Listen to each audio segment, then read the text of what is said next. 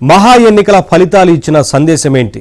దేశ రాజకీయాల్లో బీజేపీ మున్ముందు ఏం చేయబోతోంది? మిత్రపక్షాలతో బీజేపీ వైఖరి ఎలా ఉండబోతోంది?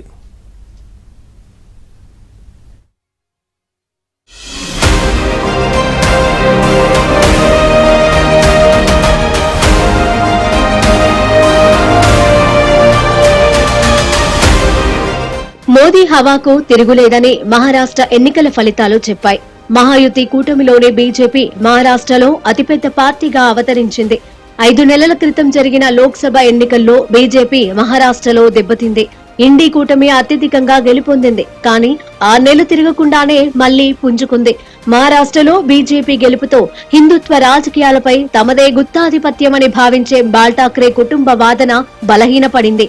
మహారాష్ట్రలో హిందుత్వ రాజకీయాల విషయంలో బీజేపీకి శివసేన ఏమాత్రం పోటీ కాదు. దేశ ఆర్థిక రాజధాని ముంబైపై బీజేపీకి పూర్తి నియంత్రణ వచ్చింది. 50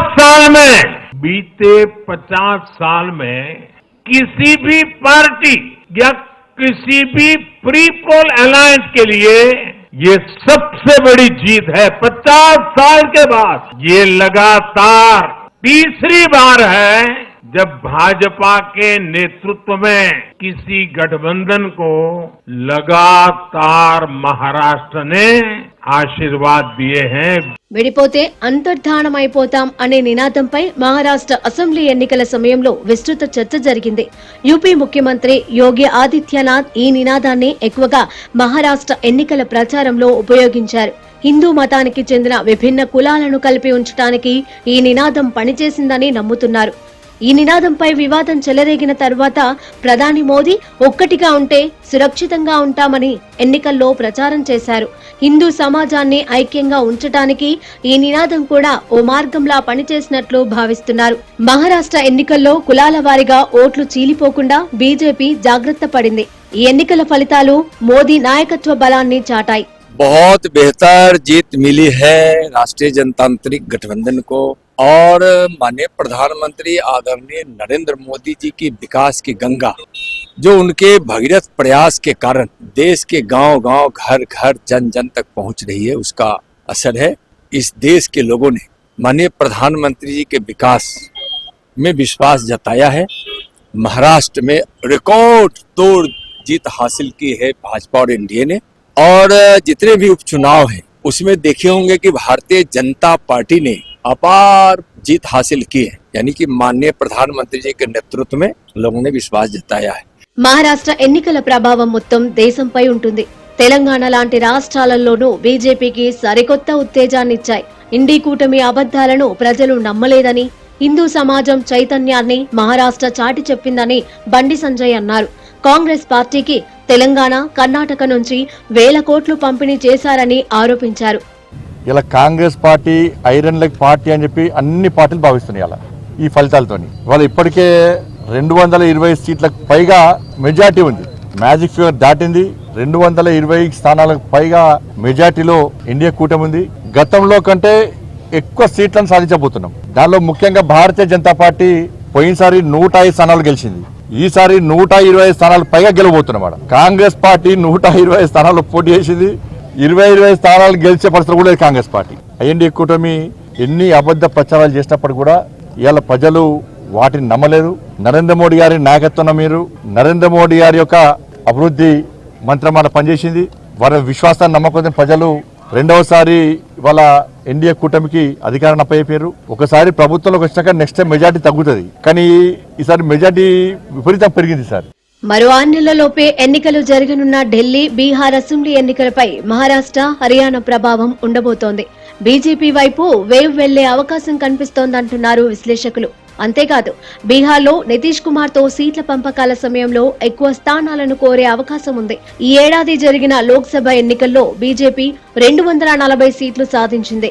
బీజేపీకి సొంతంగా మెజార్టీ చాలకపోవడం వల్ల ఎన్డీఏలో భాగస్వామ్య పార్టీలకు ప్రాధాన్యం పెరిగింది. 2014, 2019లో బీజేపీ కేంద్రంలో సొంతంగా ప్రభుత్వాన్ని ఏర్పాటు చేసింది. ఈసారి ప్రభుత్వ ఏర్పాటుకు సరిపడా మెజార్టీ సాధించలేకపోవడానికి ప్రధాని మోదీకి ప్రజాదరణ తగ్గడమే కారణమంటూ కొందరు ప్రచారం చేశారు. హర్యానా, మహారాష్ట్ర అసెంబ్లీ ఎన్నికల్లో సాధించిన విజయాలు, జమ్మూ కాశ్మీర్లో బీజేపీ పరిస్థితి మెరుగుపడటం చూస్తే ఆయనకు ఆదరణ తగ్గలేదు. జార్ఖండ్లోనూ కాంగ్రెస్ కన్నా ఎక్కువ సీట్లే వచ్చాయి. అదే కాకుండా ఇప్పుడు బీజేపీ ప్రాంతీయ పార్టీలతో చాలా జాగ్రత్తగా ఉండాలని ఒక పాలసీ తీసుకున్నారు. 2024 జూన్ ఎలక్షన్స్, పార్లమెంట్ ఎలక్షన్స్ సరిగ్గా రిజల్ట్స్ రాకపోతే నితీష్ కుమార్ లాంటి వ్యక్తులు, బీహార్లో ఉన్న వ్యక్తి, అలాంటి ముఖ్యమంత్రులు, అలాంటి నాయకులు ఉంటే మనం విజయగా సాధించవచ్చు. మహారాష్ట్రలో ఏక్నాథ్ షిండే కూడా ఇప్పుడు నితీష్ కుమార్ లాంటి వ్యక్తిగా తయారయ్యాడు. సో ప్రాంతీయ పార్టీలకి బీజేపీ హాని చేసేది లేదు. ఎందుకంటే బీజేపీ డ్యామేజ్ అవ్వేది ప్రాంతీయ పార్టీలతో వాళ్ళని తగువ పెట్టుకోవటంలో. అదే ఇప్పుడు కాంగ్రెస్ పార్టీ కూడా రివైవ్ అవ్వటానికి మొత్తం మార్చుకోవాలి. ఉన్న నాయకత్వం, గాంధీ కుటుంబం ఎలాగో ఉంటారు కాబట్టి మిగతా వాళ్ళనైనా తీసేయాలా, మార్చాలా, నాయకత్వం సరిగా సలహాలు ఇవ్వట్లేదా, ఎలక్షన్ ఓడిపోతుంది, పార్లమెంట్ ఎలక్షన్లో వచ్చిన ఊపు ఇప్పుడు పూర్తిగా మళ్ళీ పోయింది అని మొత్తం కాంగ్రెస్లో ఉన్న నాయకులు కూడా ఆలోచిస్తున్నారు. కానీ కాంగ్రెస్ మార్చుకుంటారా, కాంగ్రెస్ మొదలుకెళ్తారా, అది పెద్ద ప్రశ్న. బీజేపీ వరుస విజయాల నేపథ్యంలో ఎన్డీఏలో భాగస్వాములైన ఏపీ సీఎం చంద్రబాబు నాయుడు, నితీష్ కుమార్, మోదీ ప్రభుత్వంపై ఒత్తిడి తెచ్చే అవకాశం తగ్గింది. హర్యానాలో 10 ఏళ్లుగా బీజేపీ అధికారంలో ఉన్నా మళ్లీ గెలుపొందడం చిన్న విషయం కాదు. దేశంలో ప్రతిపక్షాలు బలపడలేదని అసెంబ్లీ ఎన్నికలు తేల్చేశాయి. హర్యానా, మహారాష్ట్రలో ప్రతిపక్షాలు గెలిచి ఉంటే కేంద్రంలో మోదీ ప్రభుత్వం బలహీనపడి ఉండేది. అలాగే ఎన్డీఏలో బీజేపీ ప్రభావం కూడా తగ్గిపోయి ఉండేది. కానీ అలా జరగలేదు. మోదీ ప్రజాదరణ, విధానాలకు గెలుపుగానే బీజేపీ ప్రచారం చేసుకుంటోంది. మోదీ స్థాయి ఇప్పుడు మరింత పెరిగింది. గత లోక్సభ ఎన్నికల్లో అంతో ఇంతో పుంజుకున్న కాంగ్రెస్ ఈ దెబ్బతో ఢీలా పడిపోయింది. करते हुए साफ कहा है कि एक है तो सेफ है, यही देश का नारा है.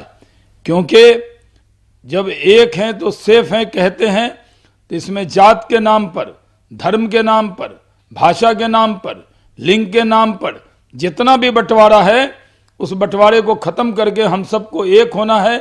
ये बात प्रधानमंत्री जी ने राष्ट्रीय एकता दिवस पर भी कही थी. और एक है तो सेफ है का नारा ये ऐसा नारा बना जो पूरे देश के अंदर एक संदेश गया कि हम सबको एक रहना है. और इसमें हमारी जीत में ये नारे ने बड़ा रोल अदा किया है. जिस तरह कांग्रेस पार्टी बंटवारा चाहती है समाज में, उसको करारा जवाब महाराष्ट्र की जनता ने दे दिया है. జమ్మూ కాశ్మీర్ కు స్వయం ప్రతిపత్తి కల్పించే ఆర్టికల్ 370ని పునరుద్ధరించడం ఎవరి తరమూ కాదని స్వయంగా మోదీ, అమిత్ షానే చెబుతున్నారు. ఇక దానిపై కాంగ్రెస్ కూడా పెద్దగా పట్టుబట్టకపోవచ్చు. జమిలీ ఎన్నికలు, వక్ఫ్ చట్ట సవరణ, ఉమ్మడి పౌరస్మృతి లాంటి విషయాలలో బీజేపీ ముందుకెళ్తోంది.